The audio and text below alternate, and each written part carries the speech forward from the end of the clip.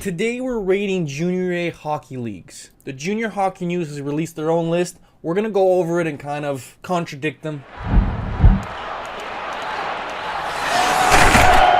Hi everyone, my name is Stefano. I'm one of the advisors with 𝗟𝗂𝗶𝗴, and today we're talking about junior hockey because it's a huge topic, something we talk about with all our clients, because whether they're going to juniors now or they're going in a couple of years, this is one of their main questions: is how do I get to the top leagues and which ones are the top leagues? So today we're going to go over it. The Junior Hockey News released their own list and we're going to compare that to our own kind of personal ideas behind it. So jumping in, at number 1, the Junior Hockey News has the 𝗔 as their top priority, the NAHL, a league in the US. I can't disagree with that one. That one has the most commits every year. It is a very strong league, very demanding league. As a Canadian, it's difficult to get into because they have an import rule. However, if you can get into this league, it means there's a very good chance you're going to play Division I hockey in college. It is the most highly recruited and the toughest to get into for that exact reason. At number 2, they have the AJHL. Now, he says here that the AJHL is number 2 because their game style is similar to the 𝗔, and they have the same high-level skill set as the 𝗔. In this regard, I have to kind of disagree. I think at number 2, the BCHL should be there. The BCHL, year after year, continues to dominate at every level,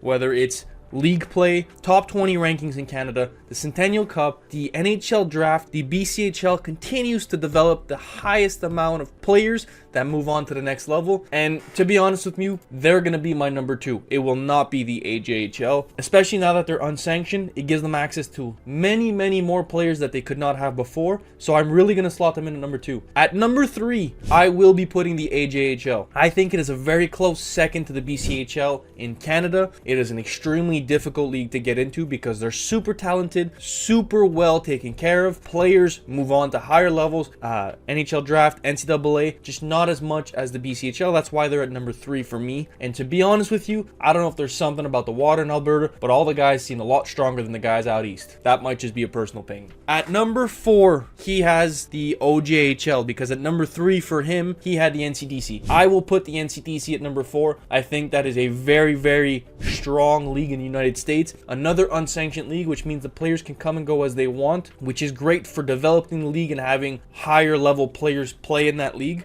And it's also a huge factor, the fact that it's free to play. Teams do not charge you, they charge billet fees only. So a lot of kids want to play there because junior hockey is not cheap. And I can't disagree with them at that. So the Hockey News has that at number 3. They're going to be number 4 for us. His number 4 is the OJHL and number 5 is the SJHL. Now I'm going to move the OJHL to number 5 and the SJ to number 6. The reason being is that the OJ is a huge league. It has the most amount of teams in any league across Canada, which means that it's a little watered down. I would say even top 8 teams are probably strong in that league, and the rest of them are not, unfortunately. They struggle year after year. There's always the same 4 or 5 teams that get a couple wins only. They don't promote many players in those teams. So unless you're in the top 10 teams in the league, I don't see it as super dominant to put it at number 4 like he does ahead of other leagues that do well, just because it's a little too watered down. But I understand that area of Canada is large. They have a huge amount of players and they're trying to give everybody a chance to play, but because it's so watered down, so is the league quality, and overall they don't have as many commits as they should for how big of a league they have and how many opportunities they give out to players. Now at number 6 for me is going to be the SJHL. The reason the SJHL is at number 6 is because the other leagues above have higher commits than they do, but it's a great league. Very strong league, very demanding league. Something about Saskatchewan players, they're very gritty. They have the talent, they have the hands and all that, but there's a very big difference between that league and the Quebec League or the CCHL, just in terms of grittiness. These guys are going hard 24/7 on and off the ice. Their level of effort, their level of dedication is much higher than other leagues, and that's why they develop great players that move on to either D1 or D3 or even U Sports compared to other leagues in North America, in Canada at least. Now, on his list at number 6, he has the Manitoba Junior Hockey League. I would personally put the CCHL above the MJHL. The reason being, and the CCHL is a number 9 on his list. The reason being I would put that there at number 7 for me is because the CCHL is a very strong pool of offensive forwards. We'll put it that way. Offensive defensemen. Skill-wise, hands, vision, shot. CCHL is every year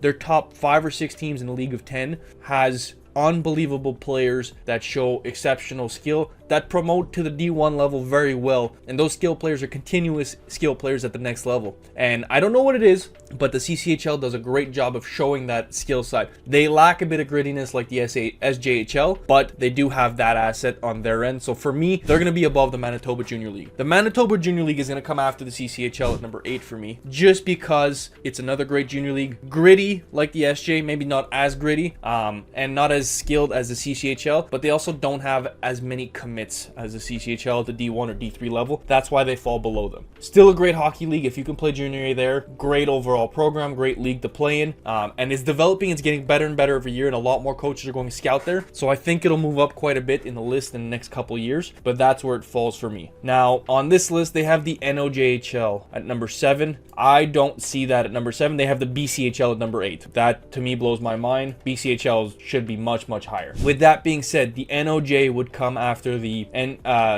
Manitoba Junior League. NOJ is a gritty league, not a high skill league, not a high D1 commit either. It's a very high D3 commit league. There's a lot of great players that come out of there to go Division 3. And then in terms of even Team Canada East, how many players go to Team Canada East from the NOJHL? It's not a super high number of players every year. So that's why I think it falls lower than the other levels, just because of its location. It might not have the best exposure, but again, it's junior hockey. It's good hockey, good coaches, good development. Who knows what's to come in a couple years. Now we're going to talk about the bottom 3 leagues, and I'm going to put these, I don't even know what order to put them in, but I'm just going to keep the 3 of them in the bottom. The Quebec Junior AAA League, which is the league I played in myself. Reason being is that they have no NCAA commits. There's 2 D1 commits in the last 15 years that come directly from that league. Both of them played for Collège Français de Longueuil. That league is a great league skill-wise. There's a lot of great hockey players. The issue with Quebec is that we have no education in terms of NCAA, and everybody is brainwashed that major juniors are the only option, and unfortunately they lose their eligibility before even looking into NCAA option. Secondly, a lot of scouts don't come to this league because of the eligibility issue, and because of fear of the language barrier.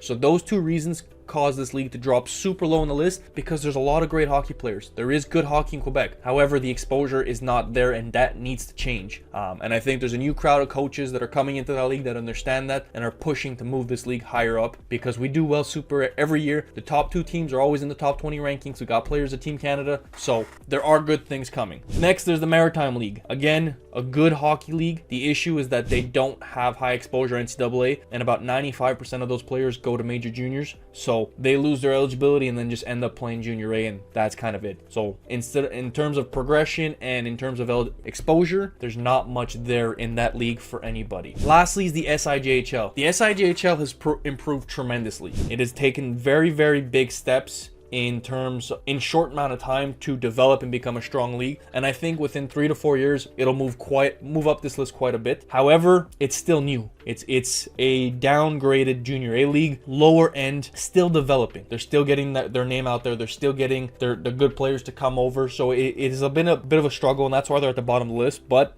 again, these are all junior A leagues. If you're able to play junior A league, whether it's SIJ, Quebec, Manitoba, Maritimes, BCHL, AJHL, you're still a tier 2 player. You need to understand that becoming a tier 2 player is not easy whatsoever. Staying a tier 2 player is not easy whatsoever. So it doesn't matter which league you fall in. What matters is what you do once you're in that league. It is a huge, huge problem where players think if they're not in the BCHL, well, their life's over, their career's over. Truth is, it's not. You can play in the Quebec League. What matters is what you do with every second you have on that ice. You determine your future based on your actions, both on and off the ice. You're playing in Quebec, you want to play college hockey? Perfect. Have great games, have a great work ethic. Talk to your coach about that. Start contacting coaches yourself or get an advisor. We can help you no matter where you are. What matters is what you do. I can open the door for you, our team can open the door for you, but once you're at that door, you decide whether it gets closed or not. On the Hockey News' list, his overall ranking is number 1, the NAHL, number 2, the AJHL, number 3, the NCDC, number 4, the OJHL, 5, the SJ, 6, the Manitoba Junior League, 7, the NOJ,